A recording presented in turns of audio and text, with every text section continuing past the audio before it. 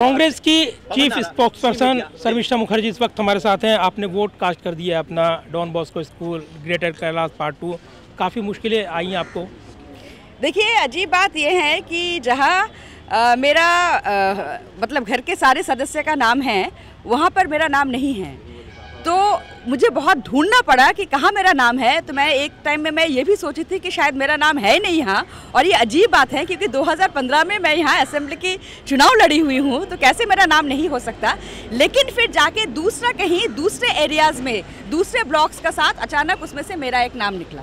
मुद्दों की बात करें, खास तौर से आपके लिए करो मरो का चुनाव है ये कांग्रेस के लिए, क्या वापसी की उम्मीदें लगा रहे हैं आप? बिल्कुल, हम बहुत अच्छी तरह से बहुत भारी बहुमत से जीत के आएंगे क्योंकि दिल्ली की जनता पिछले 10 साल में जो एमसीडी की बीजेपी रूल है उसमें से परेशान हो चुके हैं। कितने भ्रष्टाचारी और निकम्मे हैं ये तो बीजेपी के हाईकमान भी मान गए, इसलिए उनके एक भी सिटिंग काउंसिलर्स को उन्होंने रिपीट नहीं किया। और आम आदमी सरकार की ये तू मैं और बहाने बाजी से भी परेशान हो गए। देखिए, दिल्ली का कांग्रेस का पास 15 सालों में जो डिलीवरी किए हैं वो गवर्नेंस का डिलीवरी का ट्रैक रिकॉर्ड है।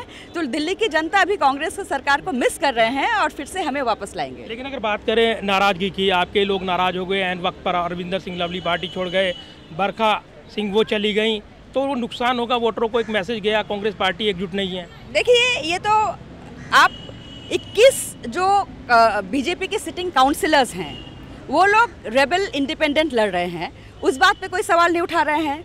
आम आदमी पार्टी 14 कैंडिडेट्स का लिस्ट पहले डिक्लेयर कर उसको फिर दूसरा लिस्ट कर दिया, तो उनमें भी बहुत सारे प्रॉब्लम हैं, उस बात को कोई नहीं ले रहे हैं। लेकिन 2 लीडर्स जो कि कांग्रेस की सीनियर लीडर्स हैं, अपने पर्सनल ग्रजेस के लिए ऑन द ईव ऑफ एक दिन एमसीडी इलेक्शन से एक दिन पहले छूट गए, तो आप उनके जो इंटीग्रिटी हैं उन पर सवाल नहीं उठा रहे हैं कि कांग्रेस ने हमने सब कुछ लिया और लेकिन जब देने का वक्त आया तो हम उसको छोड़ के चले जा रहे हैं, उन पर आप सवाल नहीं उठा रहे हैं। अब कांग्रेस लीडरशिप का सवाल उठा रहे हैं, ये गलत है। अरविंद केजरीवाल कहते हैं कि वो जो विजेंद्र गुप्ता है उनसे मुकाबला है और उसमें दिल्ली को ये मौका देते हैं, वो पोस्टर लगाते हैं। दूसरी तरफ ये कहते हैं डेंगू चिकनगुनिया होता है तो बीजेपी जिम्मेदार होगी, कांग्रेस को मुकाबले भी नहीं मान रहे वो।